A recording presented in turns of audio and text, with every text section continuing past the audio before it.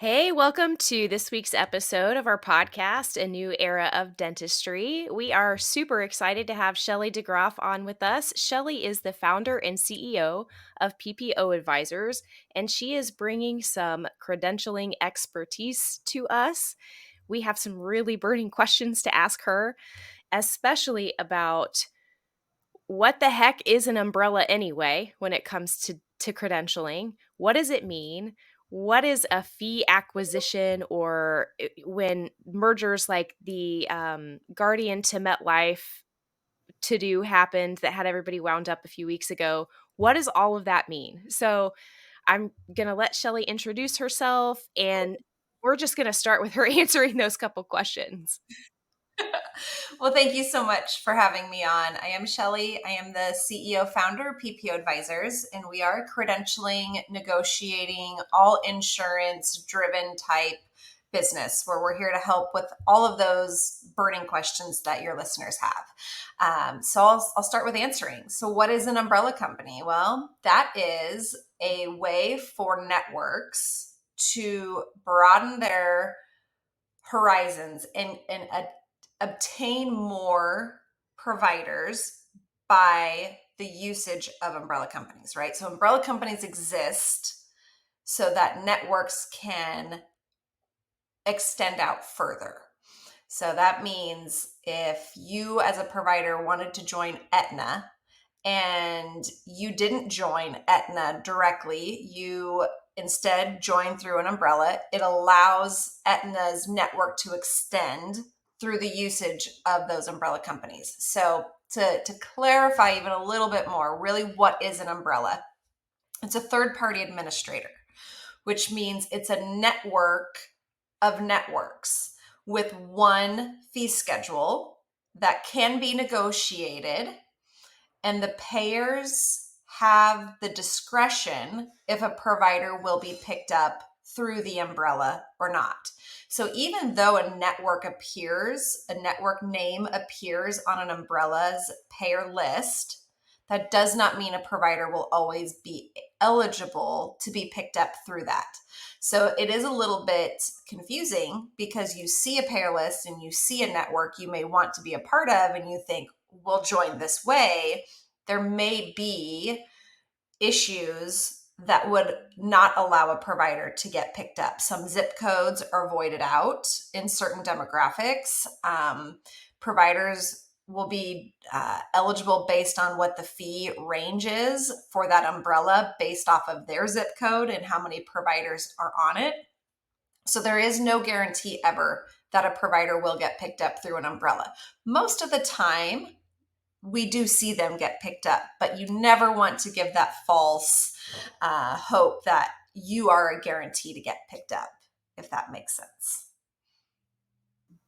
That actually brings up a question that I have. And what you do you find it's easier or there's a preference between being under an umbrella or being directly in network with the insurance company? Because I see pros and cons to both sides. One fee schedule we have to worry about, Right. but it might not be the highest fee schedule, maybe. I don't know. Do you see Right. a preference between your clients, or do you even have a preference, or is it really one size doesn't fit all?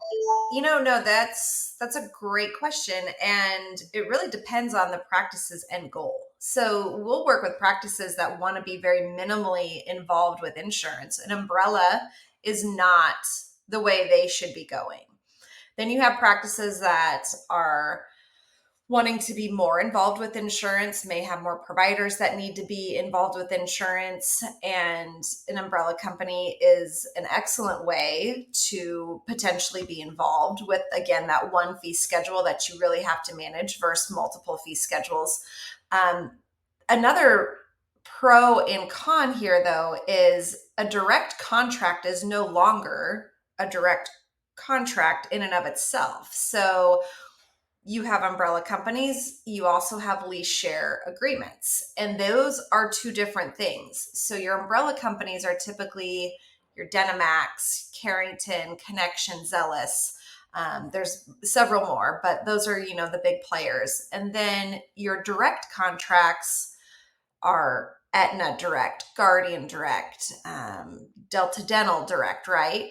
But some of these networks have those share lease agreements to them, like you, Stephanie, had mentioned in the introduction. There's confusion over Guardian and MetLife. They just had a fee schedule merger or an acquisition, and that is an actual lease share agreement. They have now opened their doors to a share. Those shares don't always go both ways. Most of them do, but they don't always go both ways.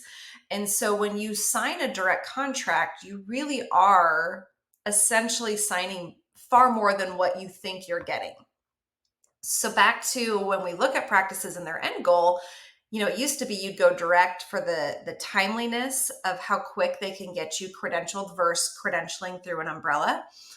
And then the simplicity of, if I'm signing up directly, I'm just getting this one network, but that is no longer how it is. So really the management of a direct contract is almost more difficult than the management of an umbrella, where you have a very visible payer list, one fee schedule tied to it, no matter who enters into that umbrella, versus those direct contracts where you just don't know where they're being shared and if those shares go multiple ways or not.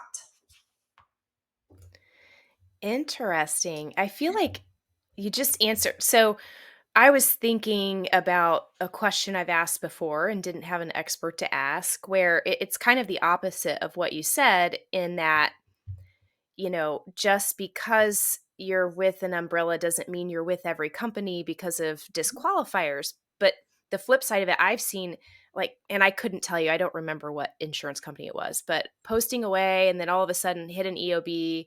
It's not paying the way it used to. It says you've been opted into whatever through this network, and you don't remember ever signing anything or seeing anything that changed. So how does that tie Right. into all of this? So, and that can be happening with your direct contracts and your umbrella contracts, right? So you're probably seeing that in both situations. And so typically amendments are sent out when a new share or multi-share has happened. But I think we're all conditioned in the dental office to see so much mail come through that we filter through the junk mail and the actual posting mail that we need.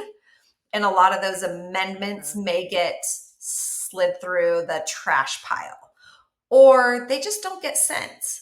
And they say they're sent, but we never receive them. And so, it's one of those conundrums that we just don't know what's really happening with those amendments, but they claim they're out there. Whether they come to the practice or they don't, we are supposed to be made aware of these new shares and multi-shares and so forth. But to stop those types of things from happening is really a series of, again, understanding how you're credentialed to know if you can prevent a share from going further than you want it to. So I'm going to go into something that may confuse a lot of people, and we may need to do like a part 2 for this, but because of the web that the insurance has developed through umbrellas and through lease share agreements, we now have the ability for the networks to all see what can happen in a practice, right? So say an office is already credentialed with Carrington and Connection, but they also hold direct contracts. So now the network has an ability to see all of the ways that that one claim can be paid through all of those shared agreements. So when you used to submit a claim for just one network and it's directly contracted or indirectly contracted, you would assume it would be paid off of what you agreed to when you initially set your practice up. But through those shared agreements and additions of more networks coming into play, they can default to the lowest fee they can find through those shared agreements. And that's called the most favored nations clause. And that gets brought up a lot with the practices we work with. As we're looking through and analyzing what's going on with their PPOs, we find, oh, well, you said you were in a direct contract with X network, but really your claims are processing under this network through a shared agreement that you did not know about. Or if you did know about it, you didn't know how to prevent it from defaulting. And so there are ways to stop that and to keep your claims processing with the network you want them to under the fees you want them to. But it's a process and several steps to make sure that it stays where it needs to and that it doesn't default to anything lower after the fact. I was going to ask, is there a way to prevent it? So if you didn't sign up for it, I guess they need to call you guys. Right. And so back to the merger that you talked about, Mhm. with Guardian and MetLife, I think a lot of people got that letter. That was all over Facebook groups and forums everywhere. Hey, what is this merger going to mean? What is, how are our claims going to be processed? We're not in network with MetLife, but we are with Guardian. What does that mean? And essentially, what happens there is when these networks merge or a new share is developed, you're automatically put into it until you take yourself out. So that letter that they send is saying, this is happening on this date, be prepared because you're automatically in. And if you don't want to be, then you need to take those necessary steps to prevent that share from impacting your practice. And that impact could be lower fees than what you really want to accept. Got it. Okay. So if an office Oh, sorry, Ashley, go ahead. No, it's just so interesting that, I mean, you wish you learned this stuff even as a billing professional. I mean, credentialing is something we refer out to because it's not just black and white. There are so many intricacies to doing it correctly. But with the MetLife and Guardian specifically, is there, for offices that don't do anything and say they were in network with MetLife, but not, excuse me, not with Guardian, does that mean they're going to be in network with both? Yes, they will. So this is a two-way share. So that means it's going to go both ways. So whether you're direct with Guardian and out of network with MetLife, or in network with MetLife and out of network with Guardian, if you do nothing through this merger, you will be in network with both, one way or another. That is close to what I was going to ask too. So then that means if they disagreed with one, they would need to go out of network with whomever they're already in with in order to be out with both. Not necessarily, no. So if they Okay. didn't want, so say you're in network with Guardian Direct, and through this merge, now MetLife will be a part of that shared Guardian contract. So your contract is still direct with Guardian, and you wanted to stay out of network with MetLife. All you would need to do is contact Guardian and opt that agreement out. Gotcha. So that it cannot pick it up. So you will still remain in network with your current Guardian fee schedule. Your current Guardian patient base would not change. There would be no impact to that. It's just if you don't do something, it's automatically going to put you in network with MetLife paying at your Guardian fees. And so Gotcha. now practices need to be thinking about that. You can be in network with Guardian and pick portions of MetLife up through that Guardian fee schedule. And maybe that's an advantage as well, because Guardian fees may be higher than MetLife or vice versa. So then you start looking at fees and figuring out what's the best way for us as a practice to be involved and where do we want to route the fees to each network. Interesting. Is there a cheat sheet on what networks share? Like, is this public knowledge, or do you just have to, get an expert, or is it somewhere on the internet? How are offices supposed to know?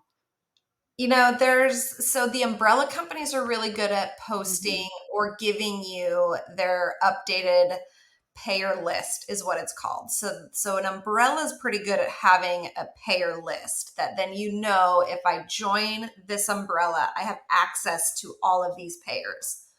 Not always a guarantee though, right? So we know that that's not a guarantee that you'll get picked up. Most of the time you do, but still not a guarantee. And then your direct contracts, you typically have to ask for that shared network. And then depending on what rep you're talking to, you may or may not get that. Now, Guardian, since we've been talking about them, they have a good updated payer list because they are a very heavily shared network. So when you are a network with Guardian, there's several payers you get to pick up through that contract.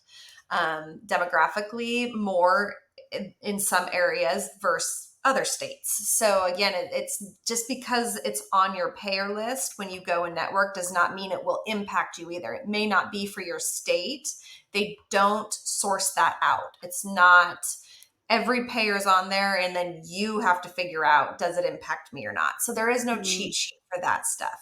That just kind of comes with the knowledge of, hey, we get to do this every day and figure it out for you. So, but we're always happy to share that knowledge. So whenever there's a question, don't hesitate to ask. Yeah. Well, it's just so much that It's a is ever changing too. It's not like it's set and done. Right. It's always changing. And then, there's these hidden changes that you just don't even know about, but they start surfacing. Right. So then, like, you may have gotten a small amendment that talked on something else. And then it was also hidden in there that, there would be another change to a payer list. And then all of a sudden claims start processing different with really no warning. So my best advice to any office is your EOB is your key to what is happening in the practice, and to not just look and post that payment, but to really read that EOB and see, did it process under the right fee schedule? Did it process under the right network? And from there, you have the answers and the key to making changes that you need to make. So those EOBs are really important, more than just posting the payment. It's really the key to what is happening with all of your PPOs. Yeah, and it for me, and I wonder your thoughts here, we usually recommend their ledger fees reflect their fee schedule, and Yes, then we send full fees. But for our team, it's always should be a red flag. If you're posting a payment, there are ledger fees in there and that fee schedule isn't correct, or if it's not correct. matching up, Yes, something's off with the fee schedule. yes, So that yes, you should take pause to be like, wait a minute, did they pay right. less than they should have? Have we just not updated our fee schedules? What's going on? Yeah, that's exactly right. So we do want every office to submit full fee to the insurance Hmm. company, but have in the ledger those PPO fees. And that is your checks and balance. Exactly. Yeah. So when you go to post, if that's not matching up, it's usually wrong and Hmm. something needs to be fixed, or you need to be questioning it. It should never be, well, I'm going to write off more Hmm. and just move on to the next one. And so often that's the case because offices are busy. And Yeah. it does take a lot of time to get to the bottom of some of these discrepancies that we do end up catching on those EOBs. But it's a Mm. great way for checks and balance to make sure that, things are paying as you had wanted them and how you originally set them up to be paid. Yeah, it's a great tip. I'm wondering with fee schedules, like how often do you recommend offices should negotiate those with I know some are very hard or you can't, but Mhm. how often do you recommend that they look into maybe even when's the last time we negotiated fees? Right. So the rule of thumb is typically every 24 months, fees are renegotiable. But then there's some that are every 12 months, and then there's some that are every 36 months. So not everyone falls into that same bucket. Um, in my opinion, an office should be evaluating their PPO situation every year. That's looking at their master fees. That's looking at how things are paying. Are they still paying the way we thought they were paying? Are there new shares that we're unaware of, and have things shifted? A big look at PPOs should happen every year, where you're really diving into the health of those PPOs and then looking at, so often we get complacent with just, it is what it is. We don't have time to mess with it, but there's so much lost by not doing what we need to do to manage the PPOs correctly. And oftentimes practices will come to find that, gosh, we should have dropped that one, Mhm. or we're overly contracted and we're creating more work on the front office end than that's necessary. And by evaluating that every year, a deep evaluation every year, you can avoid some of those issues that come up if we just ignore them, which is easier to do, but I get it. When you say overly contracted, will you unpack that just a little bit for me? And so we do What see overly contracted practices when we evaluate them. And what an overly contracted practice is overlapping networks, right? Because you can pick up Aetna 6 different ways, 7 different ways. There's multiple ways that you can be contracted with one payer. And so if you've got 5 different ways for a claim to get paid, you're typically causing more work on your front office staff than is necessary, because that's where all the issues start to happen. Claims are paid incorrectly, fees aren't, paying off of the correct fee schedule. So if you can clean that up and get to where you're just contracted with what you need, it will simplify that front office workload significantly. How often do you find that offices come to you and feel they understood how they were credentialed and what's going on, but then at the end of the day, they really didn't know at all because it's more complex than many think it is. Yes, absolutely. We see it a lot. So I will say, I think most office managers really try hard to have a handle and their thumb on top of these PPOs, but no business owner, no dentist owner should believe that their front office staff should know every detail of these PPOs, because by design, it is not done that way. So it is complicated by design.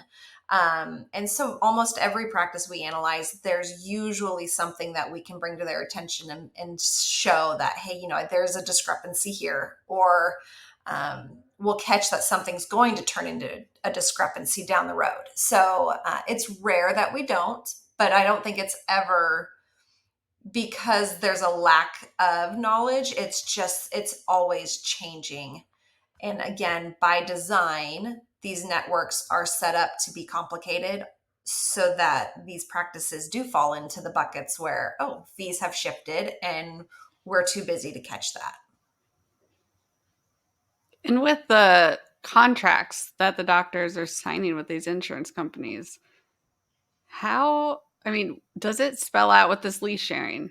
Is it hidden in like fine print? Is there an easy way for them to look back and see, like, did I sign something that says they could lease it to somebody Right. else? It's definitely in there, but it's a contract. And so the verbiage is difficult and it's confusing and it's vague and it's open-ended. So, I mean, it's allowing you, when you agree to join a network, you really are agreeing for them to make changes at any time that they want to that contract. And that you will get notice at some point of that change, but it's really an agreement right up front that you're just aware that it's always changing. So, there's nothing that's going to be real bold in your face. This is how it is. It's a vague, because it is always changing. And so for a reason, the insurance companies kind of have to put it that way. Got it. And for offices, that I would love for you just to touch on, what services do you provide for clients? I know there's an array of things that you can help them with. What do you guys provide, and how do you assist them? Right. So credentialing is a big part of our service. We do acquisitions, we do startups, we do established practices. Credentialing is usually a part of all 3 of those types of provider ownership. So for an established practice, we're doing a free evaluation of how they are set up. So we're really clarifying the error and letting them know this is exactly how you're set up. These are the issues that you could run into with this setup. This is how you can improve it. And then our acquisition and our startup, it's really getting credentialed right the first time. So when you look at your practice, it's a brand new practice, or you're going to take over ownership, there's this fear of being out of network. And that fear it's valid. It really is. I get the fear of being an out of network provider, But the reality of it is, at some point in your career, you're going to most likely have to be out of network in order to make your practice successful long term. And so, looking at that long term end goal is what we need to focus on. And getting a provider set up correctly from day one will avoid so many setbacks and frustrations that you can enjoy this PPO ride a lot more and avoid a lot of those frustrations. Not all of them, but a lot of them if you set yourself up correctly from day one. And that's avoiding being overly contracted and duplicating contracts. It's, you look at these situations where now MetLife and Guardian are merging. Why do you need both of those direct? What would be the reason there? And are you hurting yourself by allowing lower fees into your practice when there's ways to sort them and shift them in a more positive direction from day one? So that's really what our focus is really helping those practices get established correctly, learn PPOs from day one so they're not struggling to understand the knowledge behind it, and then seeing that long-term success play out. It's so important. I mean, for any, and because we see acquisitions or just a new provider coming in all the time, and having that starting as early as you can on Yes. credentialing is Yes. so important. Not waiting until day one to think about Right. it, but Right. months prior is so important. So direct contracting is usually a turnaround of 30, we say 30 to 60 days. You Mm. typically can get yourself credentialed within a direct contract, right? And then your umbrella contracts can take longer, anywhere from 90 to 120 days before you get in network with the actual umbrella. But then from in network status with an umbrella, you also have shared status. Mm. So it does take significantly longer to become an in-network credentialed provider through umbrellas because you have to have those networks load and share into the umbrella. So we say typically on a practice that's looking to go through umbrella companies that you're out of network for about 6 to 9 months before all of those fully pick up. So getting on top of this, as an acquisition is happening or you're opening your doors on a scratch build, you want to be thinking about this as soon as you can and, working on that credentialing aspect. But understand that there's benefits to both angles of being directly contracted or through an indirect contract, whether it's umbrella or shared networks. And understanding that and setting that up to your advantage is your long-term success. So just going direct to save time may not be your answer. And going through umbrella companies may not be your end goal either. So really understanding the strategy behind both is key to your success. Okay, you brought up another question that I have on. It's a client story actually that happened. They were under DentaQuest, an umbrella company, Mm-hmm. and in that they were in network with United Healthcare. They weren't really sure of their credentialing, how they were credentialed with any of these. So they wanted us to help them at that time when I was helping them with their billing, get out of network with just United Healthcare, and started that process. And we submitted the letter for just United Healthcare because that's what the rep told us. And then we got the letter back saying, "Oh, you had to go out of network with everybody on Yep. DentaQuest. You can't Yes. just do one." Yes. That okay. It was a great learning experience that you don't just listen to the first rep that you get, uh, Right. and you talk to the experts that know what they're doing in And, credentialing. and with that, then it's a learning experience. And we preach this to our clients. When you're asking questions to the networks, you've got to be detailed in your question so much that they're annoyed with you because you've asked it 7 different ways to make sure you get the same answer, right? So when we talk to our reps, as a practice, management person or a business owner, it's really helping them understand what your end goal is. That, hey, we still want to keep DentaQuest. We just don't want to be a part of this network. And I will tell you, all of these umbrella companies have little things like this. So, there's there's networks within certain networks that if you opt out of one, you're opting out of 6. And there's nowhere in that payer list that's going to tell you by opting out of this one main payer, 6 more are tied to that one. And so that's, again, where doing your research, asking the experts, and then when you talk to reps, asking those questions just a little bit deeper. Is there anything else I'm going to lose by this opt out or by this term, that I don't maybe want to, and really making them provide answers for you. When I was starting this business, I would call insurance companies and I would get 8 different answers with the same question, 8 different reps, 8 different answers. Mm-hmm. And so it really was eye-opening that you need to be so detailed that they're annoyed with you to get the right answer so that we don't run into these errors that accidentally happen. Oh, yes. And get a reference number, the person's name. Yeah. And that address. doesn't work either, but it does help to have it. Yes. Okay. Yeah, absolutely. That leads me to say, too, just, a reminder to practice managers, office managers, doctors who are trying to get themselves set up.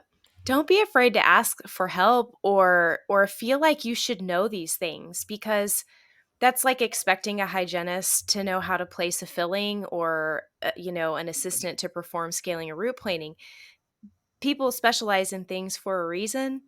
And credentialing is definitely its standalone subject matter in dentistry.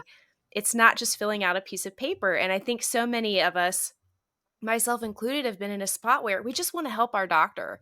We just want to help our patients. We just want to get those checks in the door and be able to say, yes, we can schedule an appointment. We'll, be a network by the time you come in, or whatever the case may be, thinking, just get doc to sign on the dotted line and it's one and done.